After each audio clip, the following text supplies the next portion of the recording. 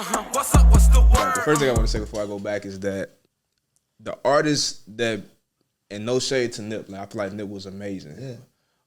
But I don't think as much as we give him, and even like Hove, like the mindset of business besides being independent, I don't think the industry gives you your flowers enough about how you built your infrastructure, like as far as independence. Like I don't 100%. Think that. I don't think so either, because now we see people like Sierra independent now. Like we didn't have any other independent artists for real until you start coming up winning Grammys. Living your best life. Made millions off a 3 hat. We gonna not skip over that. Like merch. Just can you come out with bucket hats? I'm making bucket. I low key got a bucket hat on the website, but I'm gonna do a collaboration with the folks that used to do my bucket hat. Like the ones that I had that I was rocking for like the last 2 years, they like custom pieces that's made out of upcycled denim.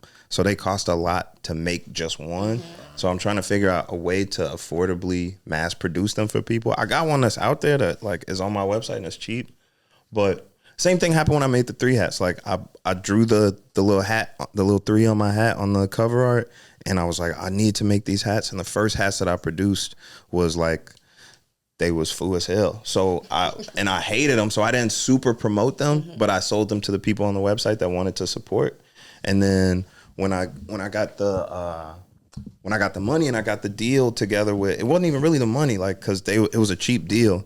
But once I got the right deal that I wanted from New Era, then I was like, okay, I could put out the hat that I want to. And so once I get right on that, I'm gonna do it. But yeah, like I'm not talked about the way that I should be, but that's okay. You know what I'm saying? I think what's important is self-determination. I know who I am. You know what I mean? Like I know what, like it's so many things that if I wanted to just be like, can't do this, I could say that all day, but that's also not my goal. Yeah. My goal is never to be like, I'm the only. I'm cool with being the first, but I don't ever want to be the only. I'm trying to do that other people can do and show a way that you could do it. And I think that's what, in a lot of ways, pissed off the industry. You got to remember what I won my Grammy for. I won my Grammy for, if one more label try and stop me, I'm sending shooters to the building. That's what I was saying. Sure. And you see the fallout of that. But I ain't dead. You feel me? Surprise. It's the boy who lived. Hello, Harry Potter. That's what I'm talking about. You know what I mean? But no, that's a valid way of putting it. And I guess why you ain't got to speak on it, but I see how they hype everybody else doing it. And when we talk about, you say self-determination and like just having that confidence, one thing that I just seen Fred Hampton do when he was 10, he just got the mirror of his father in the elementary school. Yeah. Shout out to Fred Hampton Jr., yo. Fred Hampton Jr. He keeping the Panthers alive. Chairman, because you got to say the chairman. Yeah, the chairman. Honorable chairman. Yeah. He's mentioned that when kids walk that hallway every day, they're going to see that mirror, they're going to see their history, they're going to see empowerment. Like, they give themselves some confidence, right? So same thing with you being here in Chicago. I feel like the local artists or just independent kids or people like me, I'm independent, like us, independent media company. Like we, hearing that story and seeing it close up, like people need to see that more because I think it gives them confidence. Like, yo, I can do this. 100%. And it's not like, well, Nipsey from LA. It's like, no, Jay-Z from New York. No, we got somebody from Chicago live living around doing and it. Here. That's what another thing that we don't talk about is I be here. Nobody else. If your auntie met me, she met me at McDonald's. She met me at Jewel. No cap. I'm walking around and I don't be having hella security.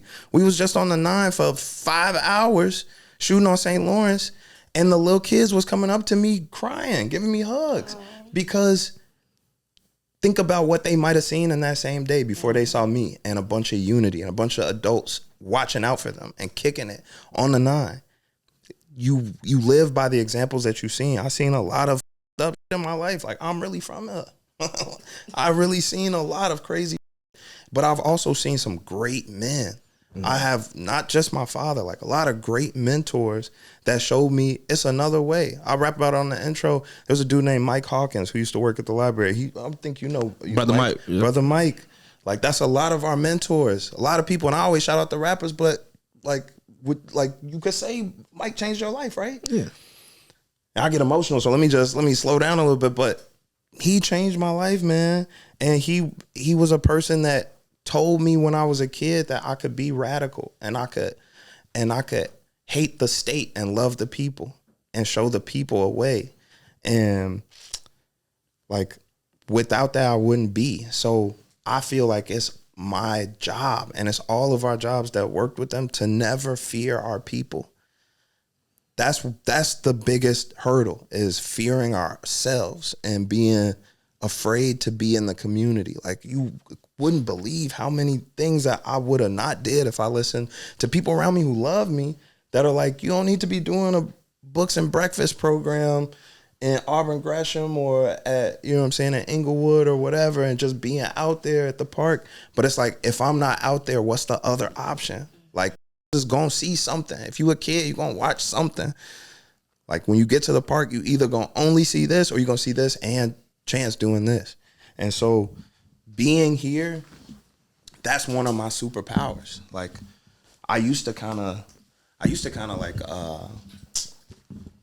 resent it, because all my friends moved to LA, and they maintained certain friendships from the beginning of my career.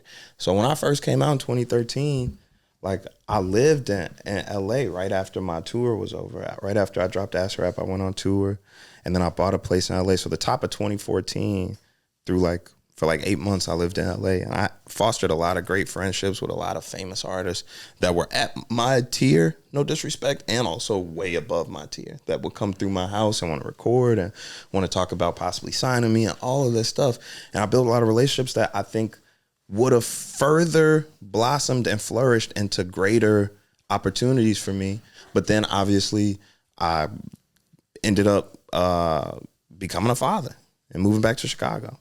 And so in that, I used to resent a little bit, like, being like, I could be closer friends with blank or be on this person's song or this person's album. Mm-hmm. You know what I'm saying? If I had still stayed there. But the story of Chance the Rapper, like, when it's all said and done, it's going to be deep, man. Y'all going to get some stories that y'all never heard before. And a lot of them center around the fact that I still live here, that I've lived here this whole time, and that I've been present to the greatest of my abilities. I've been present. Mm-hmm. And not just with y'all, with my kids too. That's gonna be a great story in itself. If I could tell y'all one thing, I know y'all gonna make a few movies when I die. One of them just needs to be about the dad I was, because there's some great stories there too. Hey. What's up? What's the word?